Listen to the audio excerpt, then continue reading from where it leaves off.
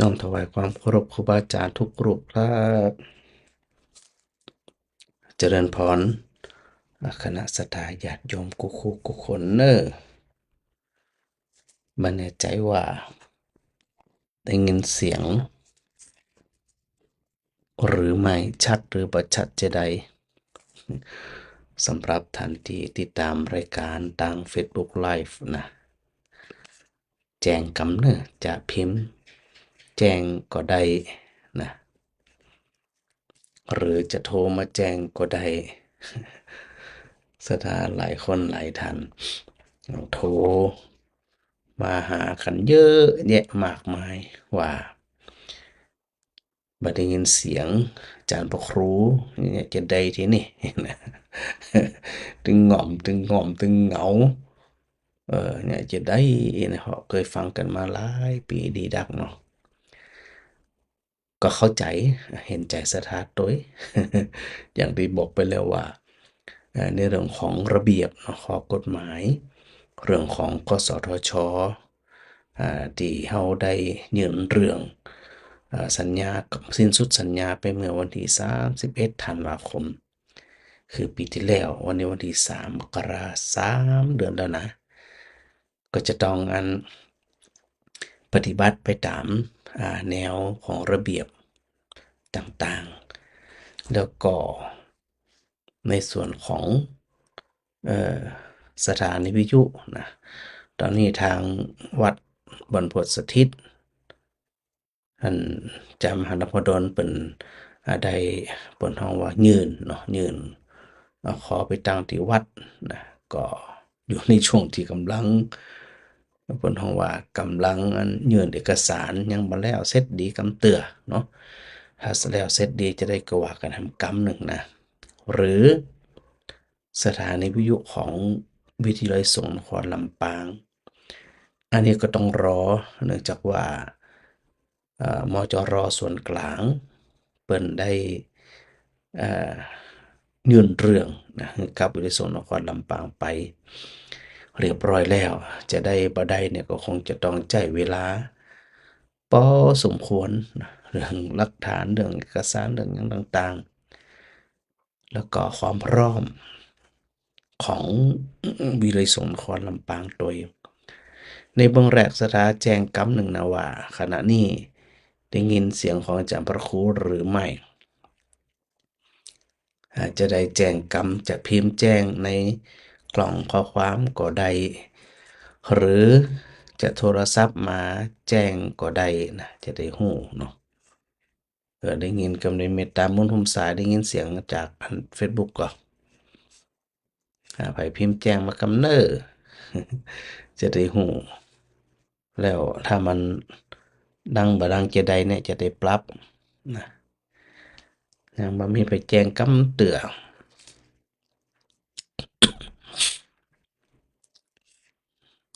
เดี๋ยวอูไปสถาบ่ได้ยินนี่คือจะได้บ่เดี๋ยวนี้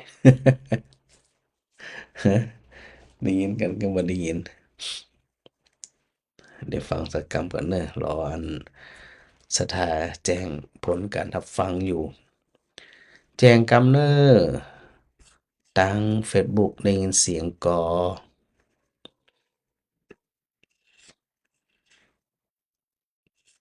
ที่ว่าจมอยู่ตนเดียวนะคนอื่นบ่ได้ยินตัวเองนะ เข้าใจ3 วัน2 วันละที่บ่ได้ออกเนาะวันที่1กับวันที่2สถาโทรมาถามบางคนบางท่านเนี่ยหลายปีแล้วบ่ได้โทรนะโอ๊ตบ่ได้พระอาจารย์หายไปไหนเลยโทรย้ำโทรทวงว่าเราจะฟังพระอาจารย์จั่งใดวะเดี๋ยวนี้เนี่ยก็เลยบอกหลายคนแล้วเนาะว่าเดี๋ยวคืนนี้จะออกทางเฟซบุ๊กได้สนทนาธรรมกับศรัทธาญาติโยมที่ได้บอกไว้ว่าสาระธรรมต่างๆที่หมู่เฮาชาวพุทธควรที่จะนำมามาจ๋ามาบอกมากล่าวนะฮะมันมีความเข้าใจในลักษณะที่มันเหมือนกันตรงกันเนาะชัดเจนดีเนาะนั่นนะแม่บ่ต้อง น้อมกรารนมัสการพระเจ้าพระครูทางเฟซชัดเจนดีเจ้านี่อ่าโยมก้อยคำปากแก้วนะนมัสการเจ้าพระอาจารย์ฟังทาง Facebook ชัดเจนดีนี่สาธุโดยเดี๋ยวพระอาจารย์เจ้าแก้วตาชัดเจนดีเจ้าชัดเจนถึงภาพถึงเสียงแหละเจ้าภาพ เจ้าใจเวลาโทรได้เป็นเน็ตค่ะโอเค โอเค เจ้า สาธุเนอร์เจ้าสาธุเจ้า อันนี้ก็มั่นใจได้แล้วว่าบ่ได้จมอยู่ตนเดียวนะ บอกกำหนึ่งนะว่า อันสถาที่ฟังสถานีวิทยุเนาะจำนวน90 กว่าเปอร์เซ็นต์ที่เปิดฟังจากวิทยุนะบ่เปิ้นฮ้องว่าเล่น Facebook บ่จังตัวเองแล้วก็บ่ใจไว้เปิ้นตัวเองเนาะเพราะมันจะต้องมีอินเทอร์เน็ตต้องมีโทรศัพท์ที่เปิ้นฮ้องว่าสมาร์ตโฟนใจแบบกดปุ่มในสมัยแต่ก่อนก็บ่ได้ละโทรศัพท์นะดังนั้นเนี่ยก็อยากจะได้เนาะจะให้อันศรัทธาที่เปิ้นฟังจากวิทยุเนี่ยได้ยินเสียงกันโดยเนี่ยก็บ่ฮู้ว่าอยากจะได้ก็มีหลายคนหลายท่านนะจำนวนมากเลยทีเดียวโทรมาถามโอ้ยแซวซ่ากเลยว่าพระอาจารย์เราจะได้ออกวิทยุบัดใดเนี่ยก็เลยบอกว่าบ่เหมินน่ะว่าบ่เกิน100 ปีถึงได้ฟังโค้เนี่ยสถาว่ายังบ่ล้น อยากจะได้บ่ล่ะเนาะทางมหาลัยแม่มจรแม่ซึ่งเปิ้นได้รับมอบหมายจากองค์อธิการบดีได้ทำหน้าที่นะทำหนังสือยื่นคำร้องอ่าเรียกว่าอุทธรณ์ไว้แหมเจ้าอุทธรณ์ก็บ่ใจก็ยื่นคำร้องเพื่อที่จะไปขอคลื่นได้คลื่นหนึ่งเนาะซึ่งเป็นคลื่นของ วิทยุนครลำปางคลื่นในที่นี้หมายถึงคลื่นสถานีวิทยุ FM นะสถานะอันนี้เขาก็จะต้องบนห้องว่าเออต้องปรับใจนะปรับใจทำใจให้มันเป็นไปตามเหตุเป็นไปตามปัจจัยได้สะกิดให้หมู่เฮาทั้งหลายมาโดยตลอดแล้วนะว่าบุคคลผู้ที่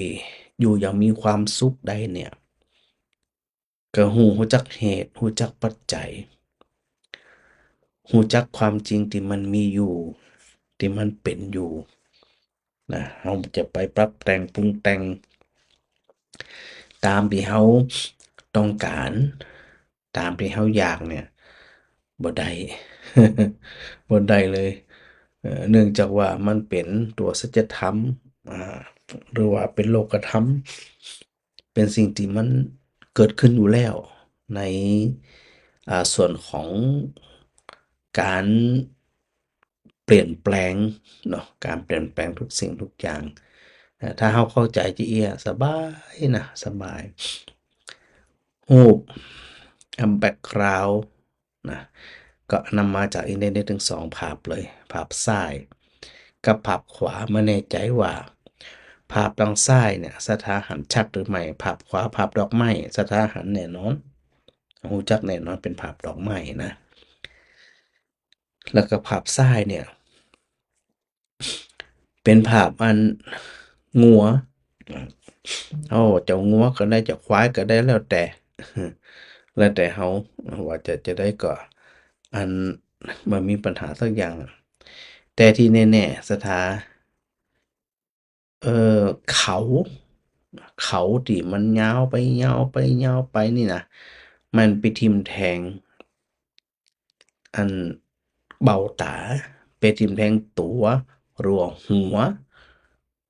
ของงัวนั่นยิ่งอายุเมินขึ้นมันก็ยิ่งแทงทะลุหนักขึ้นเพราะมันแข็งนะสถามองภาพนี้เนี่ยมันสะท้อนไปอยู่ในใจว่ามันคงจะเจ็บปวดตึงวันตึงคืน กินหญ้าก็เจ็บรับก็เจ็บกินน้ำก็เจ็บเดินก็เจ็บนั่งก็เจ็บนอนก็เจ็บมันเกิดจากหยังอะก็เกิดจากเขางัวเขาควายนี่ถ้าเป็นคำเป็นห้องว่าเปรียบเปรยคำว่าเขาเฮาเขานะเพราะยึดเขาเพราะมีเขาเราจึงต้องทุกข์ถ้าบ่มีเขาอันนี้เป็นคำเปรียบเปรยถ้าบ่มีเขาเฮาก็บ่ทุกข์นี่นะมันเป็นความ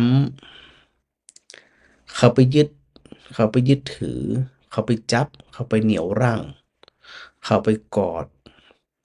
ซึ่งในความเป็นจริงเนี่ยเมื่อใดก็ตามถ้าควายก็ดีงัวก็ดีเนี่ยบ่ได้สลัดเขาของตัวเองทิ้งแน่นอนฮะมันจะตายเพราะเขาบาดทะยักกินแมงงนไข่ขางหนอนยุงยัดเต็มแพดเลยหาความสุขบ่ได้แน่แล้วมาเกิดถึงเนาะในมุม2มุมนี่นะระหว่างเรากับเขาที่ว่าเนี่ยนะเอ่ออ่าตัวแรกก็คือเขาแท้ๆเนี่ยที่มันทิ่มมาเขางัวเขาควายนี่นะมันบ่จะไปทิ่มไผสุดท้ายมันกลับมาทิ่มตัวเก่าแล้วก็เขาอันหนึ่งเป็นคำสรรพนามเราเขาคำว่าเขาในที่นี้เนี่ยที่พุทธเจ้าได้ตรัสเตือนเราอยู่เสมอนั่นว่าเอ่อจริงๆแบบบ่มีสัตว์บุคคลตัวตนเราเขามีเพียงแค่ขันธ์ห้ามาประกอบกันรูปเวทนาสัญญาสังขารวิญญาณมาประกอบกันเท่านั้นมันจึงเนี่ยคือตัวเราเองเนี่ยเออมีแต่ความทุกข์ทนทรมานเพราะเราไปยึดในสิ่งที่มันกลับมาแทงตัวเก่าอะสุดท้ายจะไปเริ่มคิดนะว่าสิ่งที่มันสะท้อนเข้าไปพระพุทธเจ้าทรงตรัสในเรื่องอย่างในเรื่องของเอ่อความทุกข์มันก็สถาน่าจะจำได้อยู่นะความทุกข์กายทุกข์ใจและอันหยังของมันเป็นทุกข์โดยปกติเนี่ยสถาลองคิดพอกันแล้วกันว่าสิ่งที่มันก่อให้เกิดความทุกข์แบบชัดๆเนี่ยนะแบบชัดเลยเนี่ยเราจะเข้าใจโดยหมายความว่าเอ่อสิ่งที่พระองค์ทรงตรัสเตือนเราทั้งหลายว่าชาติปิทุกขาชราปิทุกขามรณะปิทุกขังโสกปริเทวะทุกขโทมนัสสุปายาสาปิทุกขาอัปปิเยหิสัมปโยโคทุกโขปิเยหิวิปโยโคทุกโขยัมปิฉังนรปฏิตัมปิทุกขังแล้วก็มาสรุปสังคิตตินะปัญจุปทานขันธาทุกขาเกิดเป็นทุกข์แก่เป็นทุกข์เจ็บไข้ได้ป่วยเป็นทุกข์ตายเป็นทุกข์มันจะสุขตัวใดซะดาถามว่าถึงเกิดถึงแก่ถึงเจ็บถึงตายเนี่ยถึงเฮาถึงเขาที่เอากูถึงกันนะเขาในที่เนี้ยมันหมายถึงเขาที่พุทธเจ้าทรงตรัสว่าเอ่อยำปิดฉังนรปฏิตามปิดทุกขังอยากได้สิ่งใดบ่ได้สิ่งนั้นก็เป็นทุกข์หรือที่พระพุทธเจ้าทรงตรัสไว้ว่าปิเยหิวิปโยโคทุกโขการพลัดพรากจากสิ่งที่รักคนที่รักก็เป็นทุกข์มันทุกข์แน่นอนเพราะหยังนึกถึงเขางัวเขาควายที่มันกลับมาทิ่มแทงตัวเก่าถ้าบ่สลัดทิ้งแล้วเมื่อใดมันจะมีความเบาใจบางใจได้เพราะว่ามันเป็นธรรมชาติมันเป็นกฎเกณฑ์ของกฎไตรลักษณ์ว่าทุกอย่างเนี่ยมันมาอยู่สภาพเดิมมันบ่มีทางจะอยู่สภาพเดิมได้เลย เขาในฐานะที่ฟังธรรมก็ดีปฏิบัติธรรมก็ดีมันต้องเข้าใจแบบเร็วตัวสติสัมปชัญญะความรู้ตัวอยู่เร็วๆบ่อยๆเนี่ยมันช่วยได้รู้ตัวจะได้รู้ตัวว่าเขาเนี่ยมันเป็นประเภทบ่ยอมสลัดเขาแล้วปล่อยให้เขามาควิดตัวเขาตัวเขาที่เก่ามาแต่งตัวเขาที่เก่าแล้วเขาจะบอกว่าเขาเข้าใจธรรมะของพระพุทธเจ้าเขาเข้าใจธรรมชาติได้จะใด ภาพเนี่ยน่าน่าคิดเนาะสถานเนาะน่าคิดซึ่งบางทีเนี่ยบ่ใจบางทีก็บ่อยครั้งที่หมู่เฮาทั้งหลายเนี่ยมีลักษณะเหมือนงัวตัวนี้เหมือนควายตัวนี้เลยทิ่มแทงตัวเฮาไปยึกทึกทักเฮาไปยึดมั่นถือมั่นว่าคนที่ฮักก็ดีคนที่จังก็ดีคนที่ฮักต้องอยู่กับเฮาเมินๆเกิดเสียไปพรากไปทนบ่ได้เป็นอันทุกข์โศกเป็นอันเศร้าหมอง นะมันก็เหมือนกับเขาที่มาแต่งเราที่เก่าหรือคนที่เราบ่ชอบคนที่เราจังบ่ไปสักเทื่อบ่ได้สักเทื่อบ่พลากสักเทื่ออีนะโอ้ยทุกข์ใจคับแค้นใจพระองค์ทรงแสดงธรรมแบบตรงไปตรงมาฮือหันแบบตรงๆจะถูกใจไผบ่ถูกใจไผเหมาะแต่สิ่งที่พระองค์ได้ทรงตรัสนั้นเป็นความจริงและพระองค์พร่ำสอนน่ะพร่ำแล้วพร่ำแหม เนี่ยจะได้เราจะไปเข้าใจตรงนี้มันถึงจะเบาใจได้บ้างใจได้สุขใจได้อันก่อนอันนี้เฮานี่แย่แล้วสถานะเฮานี่แย่เลยจะบ่เป็นนั้นผู้ที่ปลอดรอดจากความเศร้าโศกเศร้าหมองหรือว่ามลทินแห่งใจออกไปได้เลยภาพบางภาพไปหันเนี่ยบางทีพระอาจารย์ก็เขาไปดูก็สะดุดตาว่าตรงเนี้ยนะ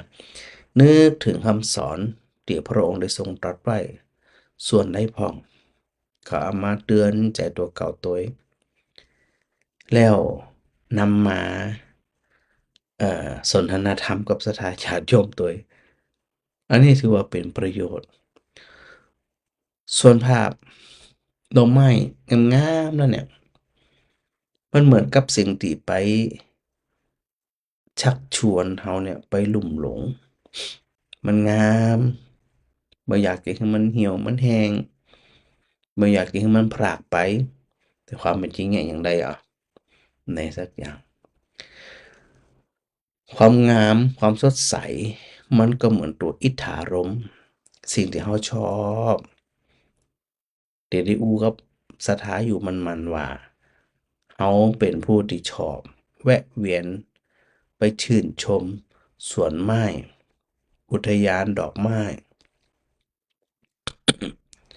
มันงามมันชื่นชมมันเหมาะก็เหมือนกับเราไปหลงระเริงในเรื่องของรูปเสียงกลิ่นรสสัมผัสตึงวันเนี่ย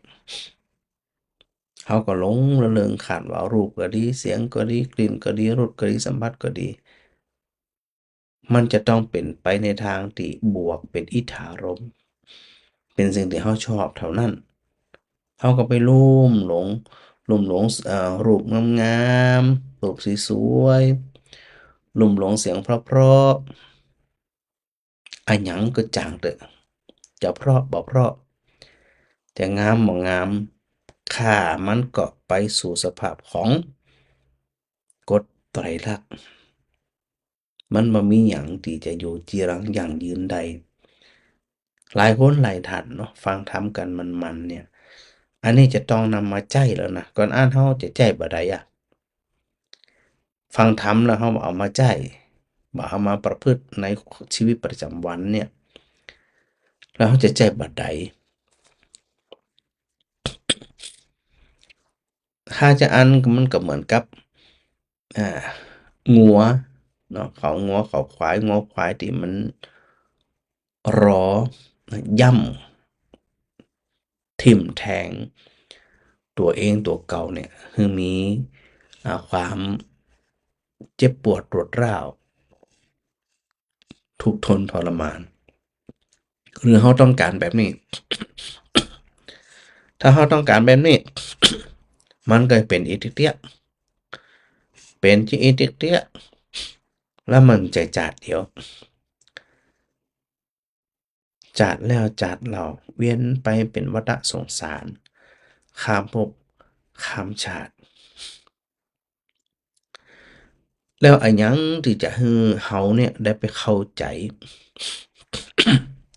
ได้ไปเข้าใจสิ่งที่สิ่งที่มันควรที่จะเข้าใจสิ่งที่มันควรจะเป็นแล้วก็เข้าใจตามที่มันเป็นนะ บางทีเนี่ยเขามักจะเข้าใจตัวเก่าว่าเขาเป็นผู้ที่ฮู้เขาเข้าใจจะอันน่ะมันเหมือนกับเป็นการลงตัวเก่าอ่ะพุทธเจ้าบอกคนพาลตีฮู้ตัวว่าเป็นคนพาลคนโง่ที่รู้ตัวเองว่าโง่ยังพอเป็นผู้ฉลาดได้บ้างเพราะอย่างน้อยก็รู้ว่าตัวเองโง่แต่คนโง่และอวดฉลาดไม่รู้ว่าตัวเองเป็นคนโง่นั่นแหละเป็นผู้ที่โง่เขลาโดยแท้เอาละทีนี้มาจีอีแล้วเขาจะเป็นคนยังไงเด็ดนี่เขาจะเป็นคนโง่เขลา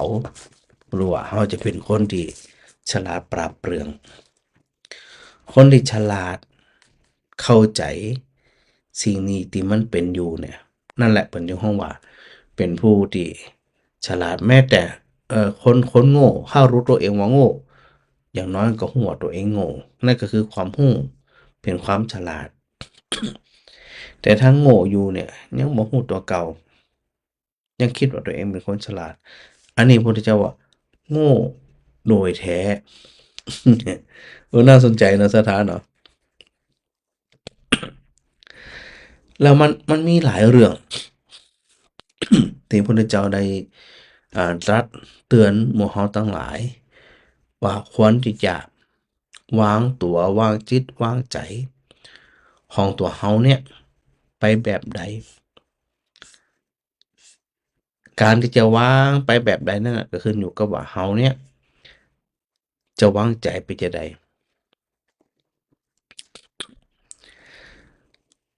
พระดำรัสที่พระพุทธเจ้าตรัสว่ามโนบุพพังคมาธรรมามโนเศรษฐามโนมยามนาสาเจปทุเถนะภาสติวากโรติวา ตโตนังทุกขมานเวติจักกังวะหะโตปะทังไปมาอย่างที่อู้ตะกี้นะเปรียบเทียบว่าเขา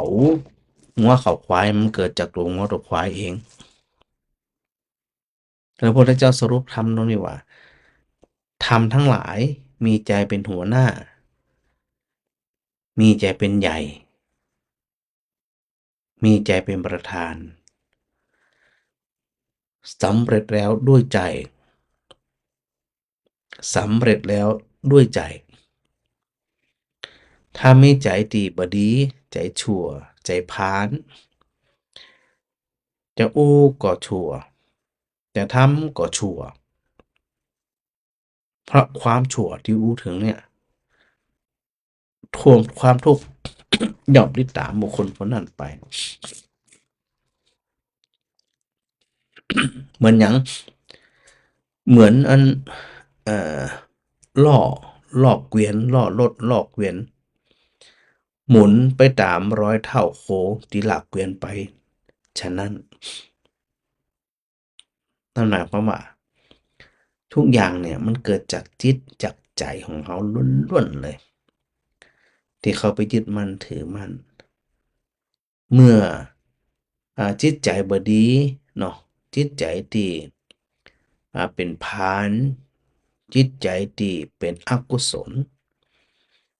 อู้ก็ตามทำก็ตามอะมันรั้งแต่จะนำไปสู่ความทุกข์โดยสถานเดียวมันจะหนีไปไหนได้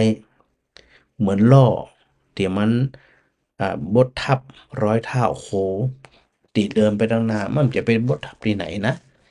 มันก็ไปบดทับรอยเท้าโคที่เก่านั่นน่ะที่มันกำลังเดินผ่านไปหลากจูงหลากเกวียนจูงหลักล่อไป มันจะเป็นอย่างอื่นไปบ่ได้ก็อยากจะให้หมู่เฮาเนี่ยเนาะสถานว่าเขาจะวางจิตของเขาเนี่ยซึ่งเป็นใหญ่เป็นประธานทุกอย่างสำเร็จหรือว่าเป็นบ่อเกิดเป็นสมุทัยเป็นแหล่งเกิดนะมันเกิดจากใจล้วนๆเลยปัญหาหยังต่างๆกระจ่างเถอะที่มันเกิดขึ้นเนี่ยการทะเลาะเบาะแว้งการเอ่ออู้กระทบกระแทกกันเนาะโอ้เสียดสีกันนินทากันอิจฉาริษยากันปองร้ายกันทุบตีกันเข็นฆ่ากันมันมาจากใจล้วนๆเมื่อมันมาจากใจเราก็ต้องมองมุมที่มันย้อนไปแหมอันเดียวกันนั่นน่ะที่พุทธเจ้าบอกว่ามโนปุพังคมามโนเศรษฐามโนมยามนาสาเจปทุตเถนะภาสติวากโรติวาทัตโตนังทุกขมโนเวติฉายาวะวะฉายาวะอนุปายินีทำทั้งหลายคือทุกอย่างนี่นะมีใจเป็นหัวหน้ามีใจเป็นใหญ่ทุกอย่างสำเร็จด้วยใจถ้าบุคคลมีจิตใจผ่องใสนั่นแสดงว่าจิตมันต้องดีนะจะอู้ก็ตามจะทำก็ตามความสุขก็ย่อมโตยบุคคลผู้นั้นเหมือนหยังเหมือนเงาไปตามตัวฉะนั้นโอ้โหสิ่งที่พระพุทธองค์ได้ตรัสเปรียบเทียบ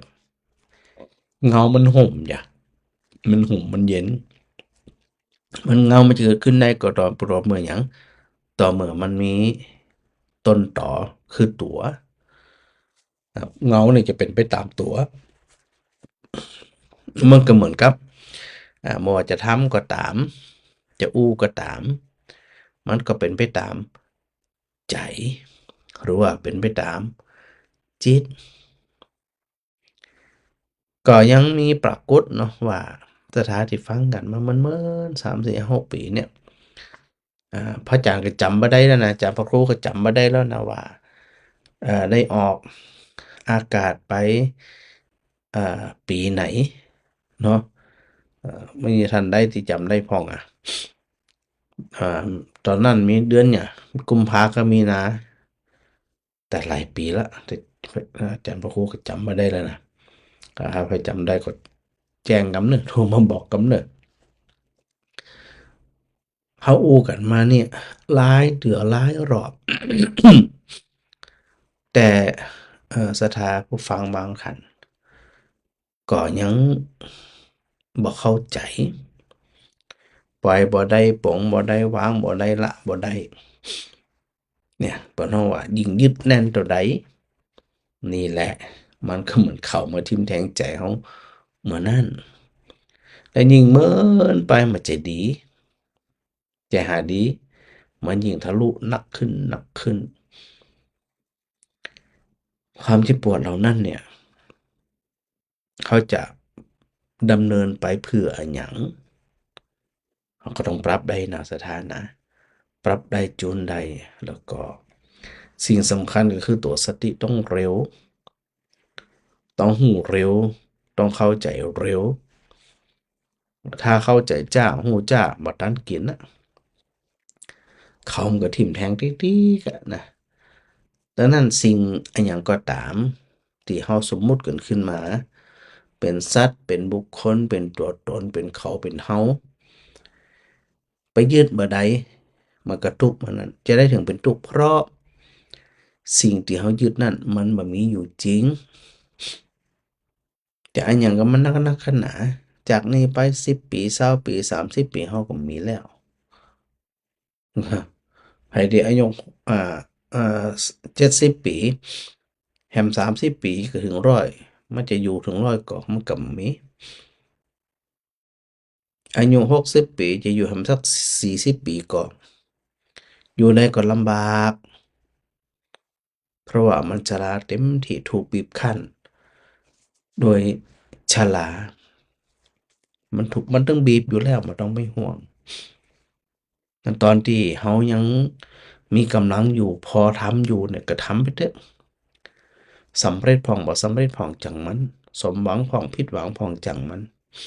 ถูกใจคนอื่นพร้อมบ่ถูกใจคนอื่นก็จังมันบ่ต้องไปใส่ใจเกินไปบ่ต้องไปแคร์เกินไปเอาชีวิตตัวเองให้มันรอดมันต้องรอดอันเฮาก็มางุมมางาหราอยู่หั่นน่ะไปไหนอะเจ็บปวดอยู่หั่นน่ะเสียใจอยู่หั่นน่ะเศร้าใจอยู่หั่นน่ะเนี่ยศรัทธาญาติโยมทั้งหลายมันเวลาเฮาฟังธรรมแล้วต้องค่อยๆนะนำมาประพฤติปฏิบัติให้ได้จะนักจะน้อยก็จังมันพยายามทำจิตใจให้มันคุ้นเคยพอใจมันคุ้นเคยแล้วมันเป็นหมู่ด้วยกันแล้วมันก็คิดง่ายระลึกถึงง่ายว่าอ้าวไอ้นี่มันก็แค่เนี่ยไอ้นั่นมันก็แค่นั้นน่ะนะคนตายก็ตายไปแย่ๆมันน่ะเฮาบ่ตายจากเปิ้นก็จะตายจากเฮาเหมือนกันนี่มันจะมีไอ้หยังมาอ่าพิสดารมากกว่าเนี่ยศรัทธาว่ามีหยังแต่ก็ยังว่านั่นแหละเฮาปุถุชนยากนะที่จะเข้าใจเร็วๆยากอยู่ แต่ทั้งนี้ทั้งนั้นก็อยู่ที่หมู่เราทั้งหลายนี่แหละว่าเขาจะเขาจะได้กับมันอะเขาจะได้กับมันก็ได้มันยากก็จะได้ว่ามันบ่น่ายากนะแต่ถ้าเขาว่าใส่ใจมันยากแน่นอนฮะยากแน่ๆแล้วเขาจะยากนี่ไปหัวดต่อใดเป็นเป็นวัฏจักรเนาะเห็นภาพตรงนี้แล้วโอ้มันนึกถึงตัวเก่าเหมือนกันนะบางทีเขาร้าวใจเจ็บใจเขาจังไปก็ดีลงไปก็ดีสรุปแล้วมันก็พลิกมาทิ่มแทงเขาเหมือนเดิมที่เดิมนึกถึงเขางัวเขาควายนะถ้ามันบ่สลัดเขาเป็นเยอะๆยิ่งอายุนักขึ้นก็ยิ่งยาวมากขึ้น ความคิดยึดมั่นถือมันยิ่งยึดเมินไปมันก็จะยะให้เราเนี่ยทุกข์เมินขึ้นเท่านั้นรุนแรงกว่าเก่ารุนแรงกว่าเดิมเขาอย่าเอาใจได้ศรัทธาจะเอาใจได้บ่เดี๋ยวนี้เราก็ต้องมีสติบ่อยๆเนาะปรับบ่อยๆทำไปหน้าที่มีหน้าที่การงานหยังก็ทำไปเราทำตามหน้าที่ตามบทบาทของเราแต่จะไปยึดว่าเป็นของเราตลอดรอดฟังบ่ได้เพียงแค่เราเนี่ยเป็นมันเหมือนกับเราเนี่ยมันเป็นผู้ที่มาอาศัยชั่วคราวเป็นผู้มาเยือนเนี่ยเพิ่นว่าเรามาเยือนโลกเนี่ยเป็นผู้มาเยือนมาแอวมาได้เป็นแขกกำเดียวน่ะมันจะเป็นเจ้าบ้านไม่มีไผเป็นเจ้าบ้านสักคนน่ะมาแล้วก็ไปมาแล้วก็ไปคนแล้วคนเล่าเฮาเนี่ยก็คลั่งแล้วคลั่งเล่าจัดแล้วจัดเล่าวนอยู่ที่เนี่ยเนี่ยมันไปไหนอะสัตว์ เนาะแล้วถ้าการปรับจิตของตัวเองเนี่ยคือมีความสุขในเบื้องต้นแล้วก็รู้จักปล่อยวางไปพอสมควรทั้งนี้ทั้งนั้นอย่างที่อู้กันมันๆนี่นะว่าหมู่เฮาต่างคนต่างฝึกเพื่อจะไปสู่การทิ้งแล้วอู้กันบ่ฮู้ว่ากี่รอบแล้วว่าคำสอนพระพุทธเจ้ามีลักษณะยิ่งประพฤติปฏิบัติยิ่งเข้าใจยิ่งทิ้งยิ่งบ่เอา เมื่อใดก็ตามถ้าเราประพฤติปฏิบัติเพื่อที่จะเอาเพื่อที่จะยึดมันสวนทางกับคำสอนเลยคำว่าจะเอาคำว่าจะยึดหมายถึงตัวจิตที่เป็นใหญ่เป็นประธานเป็นหัวหน้านั้นน่ะมันไปจับไว้มันบ่ให้ปล่อยมันก็ตุกอยู่อย่างเก่านะตุกอยู่อย่างเก่าสถานลองนึกเหมือนง้อหมอกควายที่พระอาจารย์ได้นำภาพตรงเนี้ยมาให้หมู่เฮาได้ดู สำหรับทันทีที่ตามเฟซบุ๊กนี่นะมันหันแล้วเนาะตาดาเนาะมันหันภาพแล้วก็เขาจะต้องเอ่อตั้งอกตั้งใจในการประพฤติ ปฏิบัติ อันใดที่เป็นทางดี อันใดที่มันเป็นทางกุศลเขาก็ทำไปทำเรื่อยๆทำอย่างต่อเนื่องถ้าทำอย่างเรื่อยๆทำอย่างต่อเนื่องนี่แหละมันจะเนี่ยให้เขาเนี่ยได้ปลอดโปร่งได้ปล่อยวาง เหมือนกับเหมือนตอนที่พระพุทธเจ้าได้ทรงแสดงพระธรรมเทศนาการที่2เปลืองความเห็นผิดของเหล่าพระปัญจวัคคีย์ในเรื่องของการแสดงการบ่มีตัวบ่มีตนคือความเป็นอนัตตาทุกอย่างมันเป็นอนัตตาเนาะมันเป็นอนิจจังมันบ่เที่ยงมันเป็นทุกขังมันเป็นทุกข์สัพเพธัมมาอนัตตาทุกอย่างเนี่ยมันหาตัวตนบ่ได้เราก็ยิ่งไปยึดถือเป็นหมู่เราหมู่เขาเป็นตัวเราเป็นตัวเขาวัดเราวัดเขาศรัทธาเราศรัทธาเขาตุเจ้าเราตุเจ้าเขา ไปละทีนี้ยืดได้สักอันมันได้ยืดได้สักอันนะสุดท้ายต่างไผต่างมันเนาะวิธีไผวิธีมัน โดยปกติที่เฮายึดเป็นตัวเฮาตัวเขาพระพุทธเจ้าก็ตรัสแล้วว่าตัวเขาแท้ๆที่ว่าเนี่ยคือไผตัวเฮาแท้ๆที่ว่าคือไผมันเพียงแค่รูปเวทนาสัญญาสังขารวิญญาณมาประกอบกันรูปก็คือรูปตัวใจตัวมโนก็คือตัววิญญาณนอกจากนั้นเวทนาสัญญาสังขารนั่นเป็นตัวประกอบตามจะเกิดขึ้นก็เมื่อวิญญาณหรือตัวจิตเกิดจะดับไปก็เมื่อตัวจิตตัวมโนเนี่ยดับไปมันบ่มีหยังอยู่ได้ตลอดเลยแล้วพระองค์ก็แจกแจงไปทีละข้อละข้อละข้อรูป รูปร่างกายก็ดินน้ำไฟลมต่างๆรูปหลักก็คือ4รูปอาศัยแฮม นะทั้งหมดทั้งมวลเนี่ยพอมันมาประกอบกันเข้ามันจึงมีลักษณะเป็นตัวเป็นตนเขาก็มาทึกทักว่าเป็นเขาเป็นเขาแต่พอมันแยกออกไปแล้วตัวเขาอยู่ที่ไหนตัวเขาอยู่ที่ไหนไม่มีถ้าคิดว่าเขาเนี่ยบังคับบัญชาได้ถ้ามันเป็นตัวเขานะมันเป็นอัตตาเป็นเขานะมันบังคับได้ถามว่าไผที่จะบังคับได้ก็มีสักคนเบิ่งแก่ได้ก็มันก็จะได้ ผมนะจากดำๆมันก็ขาวมันก็งอกห้ามได้ก่อนซะตามีคนประเทศไหนพ้องห้ามบ่คือผมงอกบ่คือผมขาวมีถ้าหาว่ามันเป็นของเขาอะเขาบังคับมันจะได้เขาไปห้ามมันก็บ่จะได้ห้ามเหี่ยวย่นได้ก็มันได้ห้ามป่วยไข้ได้ก็มันได้ตื้มจะได้เอาแล้วเราจะไปทึกทักจะได้ว่ามันเป็นเราของเรายิ่งนี่ขนาดตัวเรานะเขาที่ว่าเนี่ยยังซ้ำห้าคือนอกเหนือไปจากตัวเราที่สมมุติว่าเป็นเขาเป็นคนนั้นคนนี้ ไม่มีทางบ่มีทางเลยพระองค์กำลังแจกแจงชี้แจงอย่างละเอียดละออว่ามันประกอบด้วยอะหยังพ้องเธอรู้ตัวหรือไม่ว่าสิ่งที่เธอกำลังยึดอยู่นั้นเนี่ยมันมีสภาพความเป็นจริงที่ปรากฏขึ้นว่าเสื่อมสลายไปทุกขณะแล้วเธอจะไปยึดถือสิ่งที่มันเสื่อมไปเนี่ยอย่าไปยึดอย่างใดอ้าวก็คิดว่าอยากยึดถามว่ามันยึดได้ก็มันได้เขายึดว่าเนี่ยเป็นของเขาของเขาของเขาอีนะสรุปแล้วมันแปรเปลี่ยนไปหมดเลยของเขาที่ยึดไว้เมื่อตะวามันก็บ่ใช่ของเขาในวันนี้ของเขาที่เขาเข้าใจแล้วไปยึดเมื่ออาทิตย์แล้วเดือนแล้วปีแล้ว10 ปีที่แล้ว20 ปีที่แล้ว ไปยึดว่ามันเป็นของเราถามว่ามันเป็นเดิมกว่าอันเดิมกว่ามันเป็นแล้วนอกจากมันบ่เป็นอันเดิมเขาอาจจะเข้าใจว่ามันยังเป็นของเขาอยู่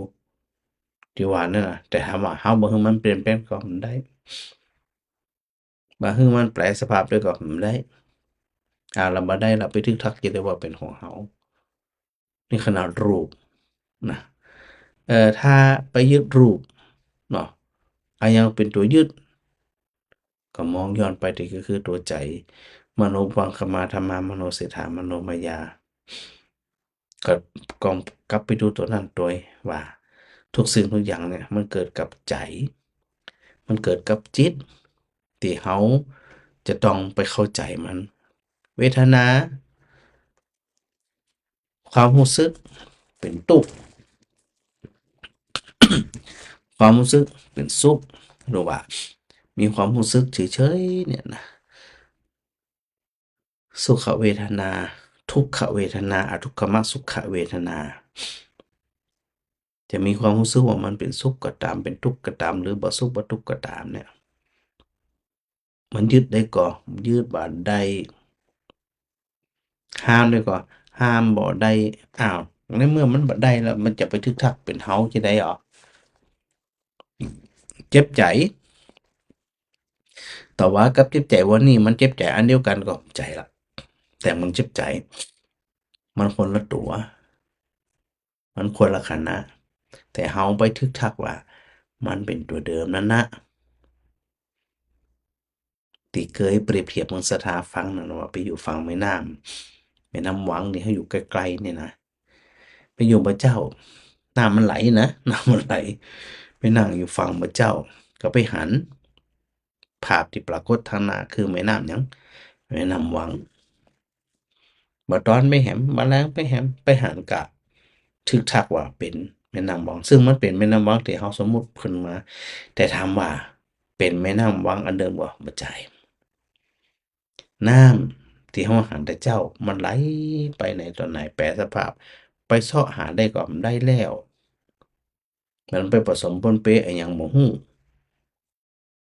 มันไปหามาได้แล้วเมื่อมันไปหามาได้แล้วแสดงว่ามันแปรสภาพเรียบร้อยแล้วคำว่าตัวตนยึดถือความสุขมันจะอยู่กับเราเมินๆคนที่เรารักจะต้องอยู่กับเราเมินๆได้ก็ได้เพราะสภาพความจริงมันฟ้องมันปรากฏให้เราเห็นอย่างชัดเจนเนี่ยก็อยากจะให้เราทั้งหลายเนี่ยนะสถานะพยายามพร่ำพิจารณาอยู่บ่อยๆพิจารณาแบบกระจ่างอะนะบ่ใช่ว่าไปคลุมเครือว่าเราก็เป็นเจ้าบ้านเราก็เป็นปุถุชนก็เป็นอิหยังกะแล้วเราจะเป็นจั่งซี้ตลอดไปกะพระพุทธเจ้าก็เตือนเธอไม่ใช่ทุกข์แต่ชาตินี้เท่านั้นเธอทุกข์มาหลายภพหลายชาติเธอเสียใจร้องไห้จากการพลัดพรากจากคนที่รักไม่ใช่เฉพาะชาตินี้เท่านั้นเธอเสียน้ำตาร้องไห้สะอึกสะอื้นเพราะคนที่รักจากไปมานับครั้งไม่ถ้วนไม่ใช่เฉพาะชาตินี้เท่านั้นพระองค์ก็เตือนแล้วเหรอแต่เตือนบ่อยด้วยนะแล้วเขาเอามาใจว่าเออเขาทำท่าเป็นบ่ฮู้เรื่องฮู้ราวมันก็เอียกะมันจะแปลกเนาะที่เขามีความทุกข์ความโศกความร่ำไรรำพันเสียใจเสียใจกะน้อยใจกะจังกะมึดกะโกรธกะโอ้มันมีสัพพะนะก็อยากจะให้หมู่เขาเนี่ยได้เข้าไปพิจารณาสักน้อยหนึ่งก็ยังดีนะสถานะสักน้อยหนึ่งอย่างดีคณะหนึ่งก็ยังดีก็ถือว่าเขาเนี่ยได้เป็นผู้ที่ประพฤติปฏิบัติตามคำสอนขององค์สมเด็จพระสัมมาสัมพุทธเจ้าเนาะอันนี้สำหรับท่านที่ว่านี่แม่สมนกับโยมเดี๋ยวนะพระจัดสหับกันแม่สมนแล้วก็แม่ธัญทรแล้วก็น้องธนัชชนเพิ่นก็ได้มาอัน เปิ้นฮ้องว่าทำบุญปีใหม่กับอาจารย์พระครูที่วัดอุทุมพรวันนี้ขอโมทนาด้วยเน้อ เหลือเวลาแหมนิดหน่อยนะไว้สำหรับสถานที่ยังฟังอาจารย์พระครูอยู่เนาะสามารถที่จะโทรมาก็ยังได้อยู่นะ โทรมาฟังแล้วโทรมาร่วมสนทนาธรรมกันโดยก็ได้เนาะแจ้งเอ่อเส้นการเดินทางบิณฑบาตของพระนิสิตที่เขาขำหรือว่าปฏิบัติวิปัสสนากรรมฐาน เริ่มตั้งแต่วันที่12ถึงวันที่21มกราคมนี้นะสถานะแจ้งคำกำหนึ่งเนอสำหรับท่านที่อันติดตามอยู่เนาะคนใดที่จะได้ก็แจ้งจากพระครูกำหนึ่งนะ วันที่12ถึงหม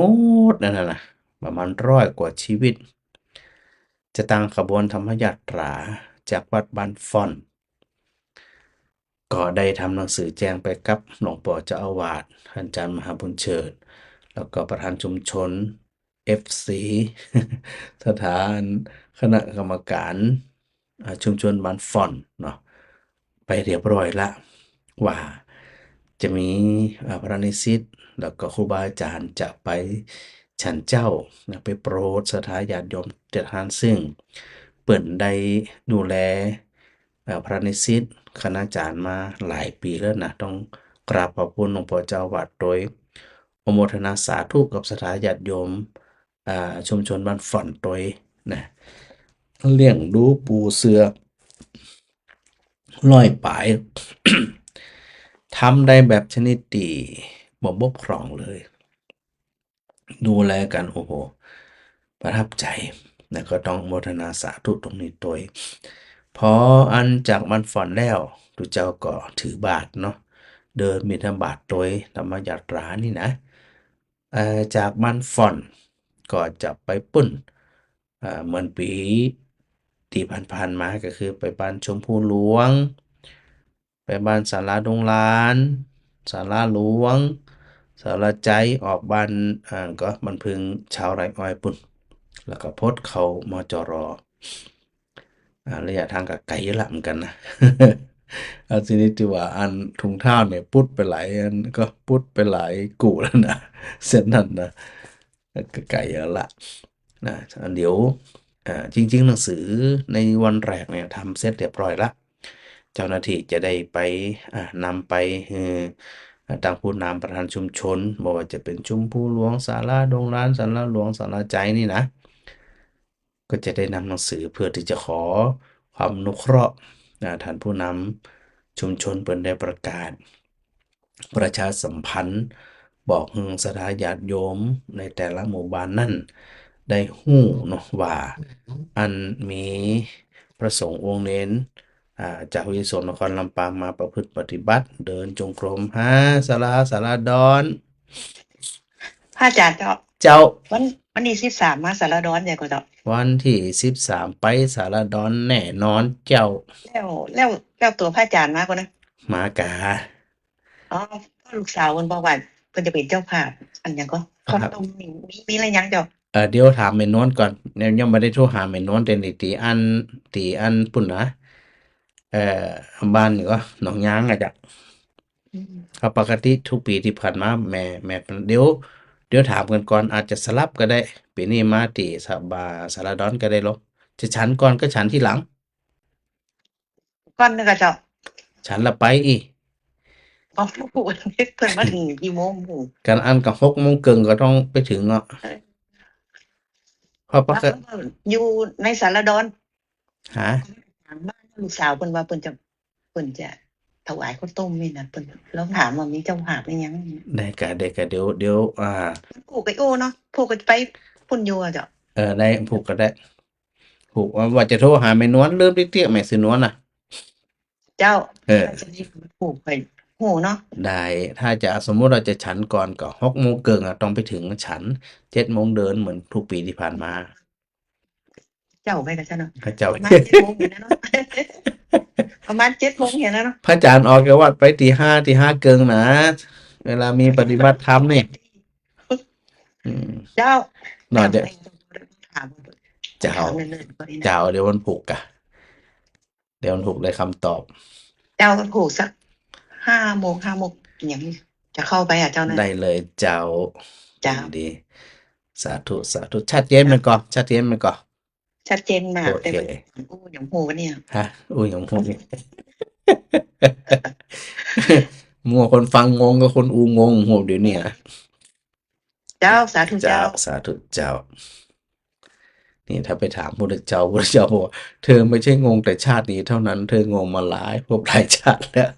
เพราะเขาบอกเข้าใจนี่แหละ มันดึงเศร้าใจเสียใจผิดหวังเนาะสมหวังหว่าไปในนั่นน่ะนะอันนี้วัน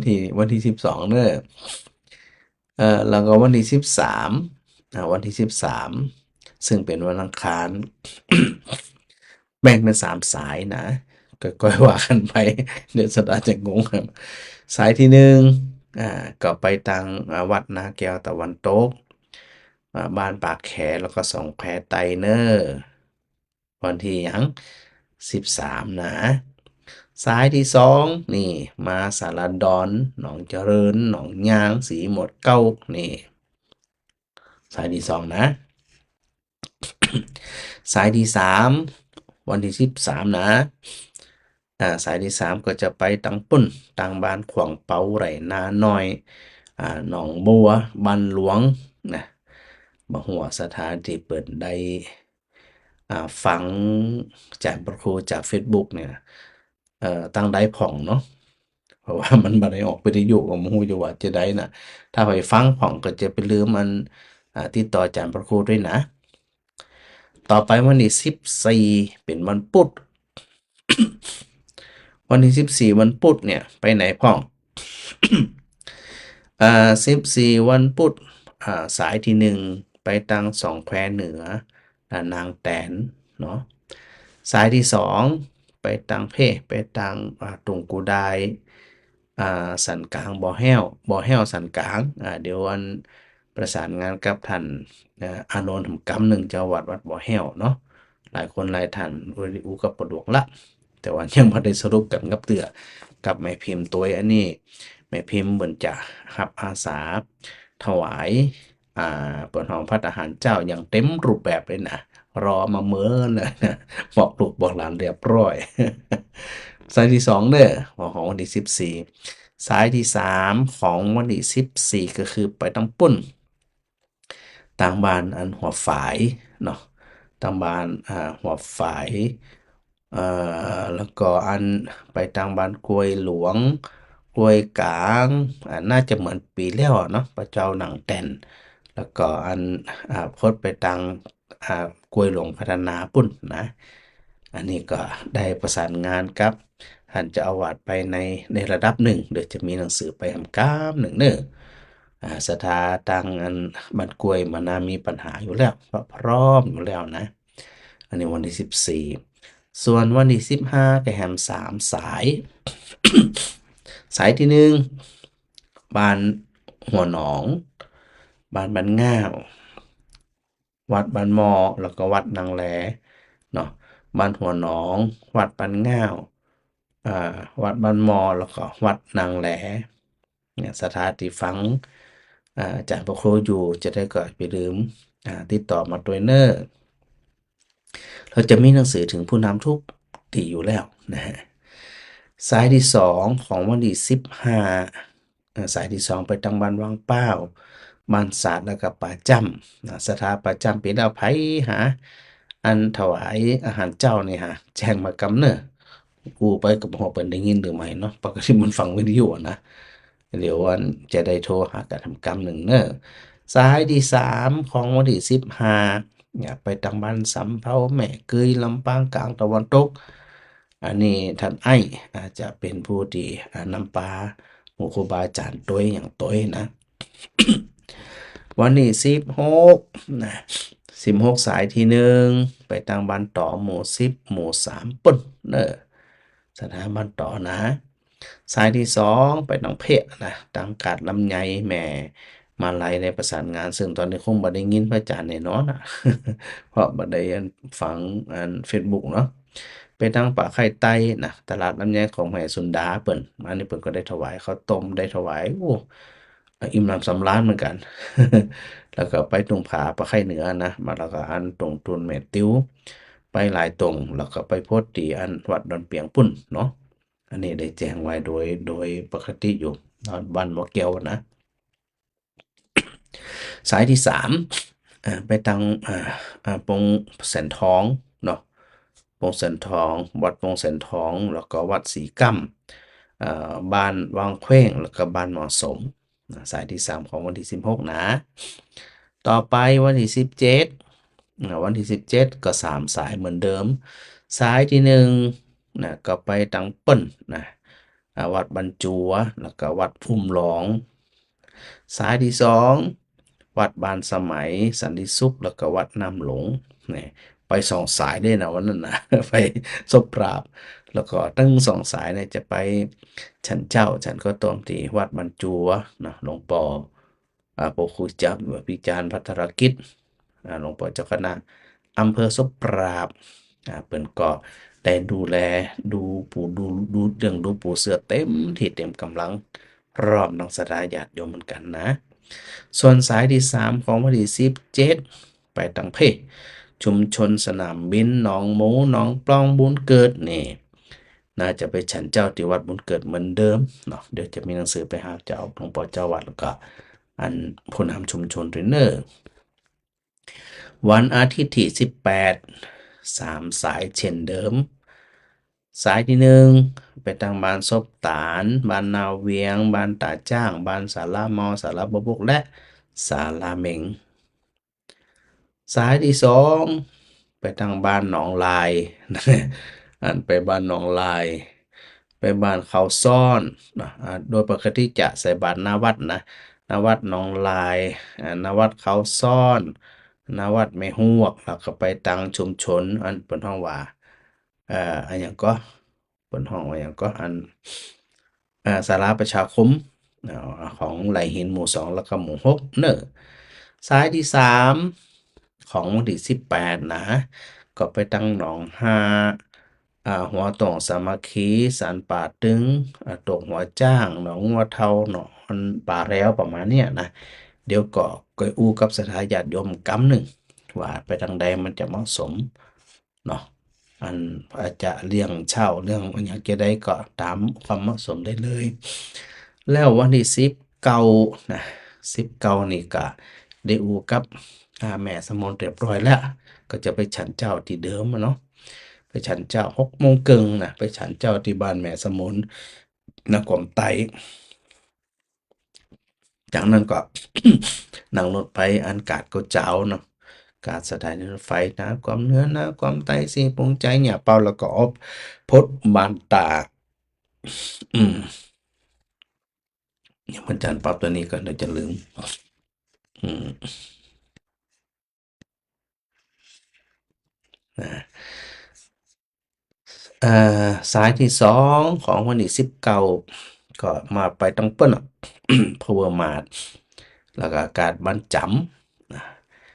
อันนั้นนี่ก็เจ้าของการเปิ้นก็ดูแลอย่างดีเลยเหมือนกันเนาะไปตั้งจุดตุ้ง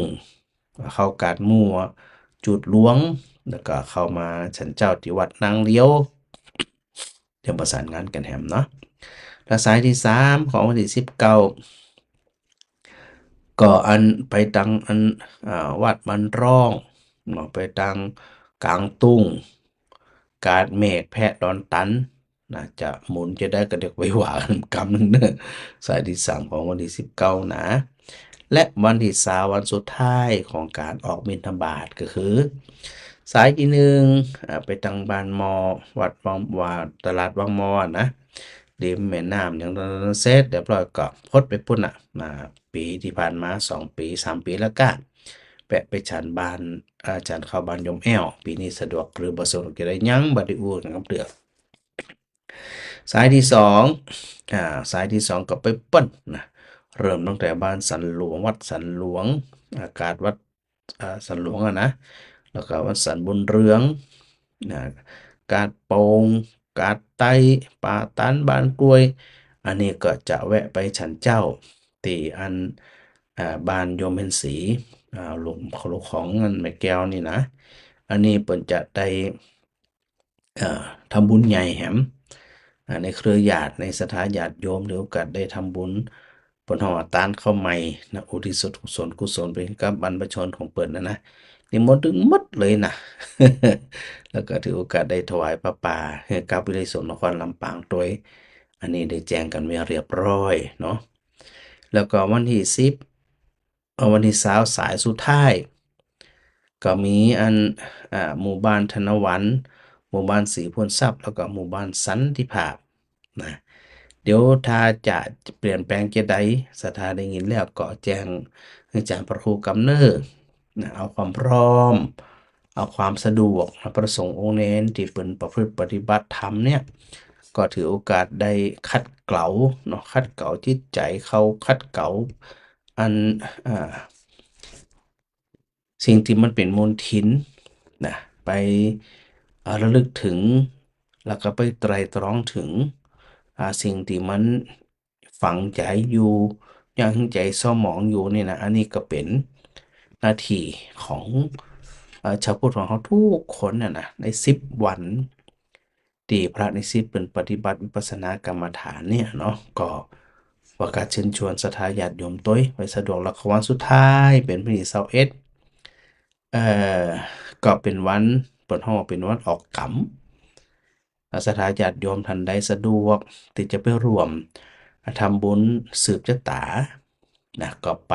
ได้เลยประสงค์องค์ในพระนิธิถึงหมดนะก็เป็น100 กว่าตนนะจะปากันสวดอันเจริญพุทธมนต์สืบชะตาเนาะสถานเนาะอันนี้ก็ได้บอกกล่าวถึงศรัทธาญาติโยมได้ฮู้เนาะซึ่งก็อย่างที่บอกตะกี้ว่า น่าจะฮู้เฉพาะสถานที่เพิ่นได้ฟังรายการต้องอันเนาะ ว่ากันไปเอ่ตะกี้อ่าทักทายไปหลายท่านแล้วเนาะไปถึงไผเมื่อกี้แม่พิมพ์แม่พิมพ์เรียบร้อยแม่สังวรจันแกนเนี่ยทักทายมาพี่สาวพี่บัวคำพี่ชัยวงศ์แม่มาลีขนมไทยดีใจที่พระครูออกรายการ ธรรมะยามดึกมันเป็นรายการเดิมอยู่นะแต่ว่าบางทีช่องของวิทยุหำแล้ว พอยังหยุดมณีวันพอยังหยุดเตรียมใส่บาตรเนอะสถานหมอแห้วเนอะโยมนิสารัตน์รัตนวหะกราบสาธุค่ะสาธุโยมต้อยชนิดา วันที่15คืนวันที่15ปะกัน แรงๆวันนะพระอาจารย์จะไปนะก็บ่แรงก็มันบ่ายๆเนาะเอาเครื่องไปถึงบ่ายแม่อัญชนงจังเงินนะอันเบญจมาศจินการอันนี้แม่ของน้องวัญชนะ วัญชนะหายไปเลยเป็นบ่าวแล้วเนาะอืมแล้วก็อันแม่ชุติการรถพยัญชนะกราบนมัสการเจ้าพระครูมาแม่สมจิตอินทรวิจิตรนี่งานบุญดินในป่ากันดิหันนี่นะฉากหลังคืออหย่างแน่เนี่ย เดี๋ยวอธิบายผมคำหนึ่งเด้อแม่เพ็ญกาฟังนี่สาธุตยเอ่ออ๋อดูบ่ออกกะนั่นเตอะ ฮะแม่ได้ยิน นมัสการเจ้า เจ้า เป็นวิดีโอหูไป ฮะ เป็นวิดีโอให้ละเจ้า เป็นวิดีโอเหียมันโพสต์มาวิดีโอเพจ ยุคแม่กดฟิต อ๋อจะเป็นอย่างละชัดเจนดีกว่า เจ้าชัดเจนจะดีเจ้าการนมัสการเจ้าดีใจที่ทานพระครูออกกับเจ้า อืม ก็สถาถามหานักล่ เดี๋ยวเหมือนกินข้าวไปได้กินน้ำแล้วเนาะ ำ สถาโอ้ยถามหากันแซวซ่าว ของถูกมาโอ้ยเคยเปิดเนาะ นั่นแหละมันก็หาไปเป็นหยังเจ้าก็หาวิธีช่องทางใดช่องทางหนึ่งนะแหมน้อยมันก็ต้องเป็นออกมาเป็นอีหมดอยู่แล้ว เจ้า กับเรากันไปเนาะอืม ความแน่นอนคือความมันแน่นอนนะเจ้า เจ้า วันนี้ไผหาโทรมาแม่ยังฮะตั้งปุ่นอ่ะเดี๋ยวพระอาจารย์พอกัน เจ้า ตั้งหัวเสือปุ่นอ่ะ อ๋อไข่แม่อย่างนะ เจนเนอร์พระอาจารย์พอกันแม่เพชรไม่ใจไม่เพชรแม่ฟ้องจันทร์ ของจันเจ้า แม่ฟ้องจันทร์แก้วพินิจเปิ้นบอกโอ้ มันตื้มม่วนบางงานน่ะบ่ได้ฟังนี่นะมีคนโทรหาแม่เป็น20 30ปุ่น โอ้ หายไปไหนแล้วแล้วก็บ่ได้รับโทรศัพท์เพิ่นโทรมาก่อนหน้าวันนี้เบอร์โทรเพิ่นโชว์อยู่ เจ้า เนาะ บ่ฮู้ว่าเปิ้นอันเปิดอันดูอันไอ้ Facebook หรือไม่ อ๋อถ้าจะรู้อยู่เพิ่นมี Facebook อยู่เจ้า คะน่าจะดูอยู่ จะได้ก็สำหรับพวกคนที่ดูได้ก็ดูไปบ่ดูบ่ได้ก็บ่เป็นหยัง เจ้าเคยรู้กันก่อนเนาะ ดีละสาธุเจ้า จ้าสาธุ สาธุสาธุ สุขภาพด้วยนะเจ้า เจ้า สาธุเจ้า สาธุเจ้า อันคิดถึงไผวันนี้วันพระไปทำวัดกับอาจารย์มหาบุญเฉิดมาสาธุด้วยเด้อแม่ชุติการบอกนี่ปกติแม่เทียมฝากคำปาแล้วดูแลตัวเองด้วยเด้อนะเดินธุดงค์อากาศมันเดินธุดงค์นี่ลูกศิษย์ไปประจำบ่ได้ไปเพราะมันหลายวันนะแต่ว่าก็จะคอยซัปพอร์ตคอยดูแลในเรื่องของเวลาส่งรถไปรับเนาะวันสุดท้ายการถการาการน้ำมกน้ำมันได้บอกลูกศิษย์ลูกหาแล้วว่าเดี๋ยวจะส่งรถตู้ไปรับเปิ้นจากสุโขทัยมาลำปาง แต่บ่ได้เดินตัวหนึ่งจากว่าภารกิจมันหลายเนาะก็ว่ากันกรรมหนึ่ง แม่ผมจิตภาพที่คือเป็นภาพงัวภาพควายที่เขามันยาวแล้วมันทิ่มแทงตัวมันนะทิ่มแทงตัวมันก็เลยเจ็บปวดที่ได้เปรียบเทียบถึงจิตที่ไปยึดมันถือมันทุกสิ่งทุกอย่างมันกลับมาทิ่มแทงตัวเก่านะอันนี้ก็ลองพิจารณากันเน้อเอาละได้เวลาพอสมควรละ ชั่วโมงปลาย ก็ได้ถือโอกาสได้ปะได้พบกันศรัทธาได้อย่างน้อยก็ได้จื่นใจผ่องเนาะได้ปะได้พบได้สนทนาธรรมกับรองศาสตราจารย์ดร.พระครูศรีปวรบัณฑิตวัดอุทุมพรตำบลวิชัยอำเภอเมืองลำปางจังหวัดลำปางเน้อเพื่อมีโอกาสได้ได้จากกันโมทนาสาธุกับศรัทธาญาติโยมกูคนแล้วก็ครูบาอาจารย์ หลายรูปนะครับที่ติดตามกันเป็นระยะนะครับเนาะเป็นกำลังใจให้เดี๋ยวครับผมสักสายหนึ่งแม่พิมพ์อยู่ในอยู่ในรายการอยู่ฮะ ยายได้แล้วเจ้า เจ้าอูกันได้ละเดี๋ยวอูกระชับกำเนี่ยเหมือนกระชับกำแต่อูแบบหลวมๆอยู่ แล้วก็เดี๋ยวว่าจะมาถึงบ้านแม่พิมพ์สักกี่โมงฮู้เนาะ ว่า ว่ามาถึงสักกี่โมงเนี่ยเจ้า จะเอาถ้าสมมุติมันถ้าไปกูได้หาดกูได้แล้วก็ไปบ้านแม่พิมพ์มันจะถึงบ้านแม่พิมพ์ก่อนถึงสันกลางแหละ เจ้าถึงบ้านแม่พิมพ์ก่อนถึงตัดกลาง นั่นแล้วจะวนจะได้ดีระหว่างสันกลางกับอันขาดกูได้ ไปจะหาดกูได้ตุ่งกูได้ ตุ่มกูได้ตุ่มกูได้มันจะได้ดีมันจะ ซ้ำเป็นหัวเป็นท้ายแหละ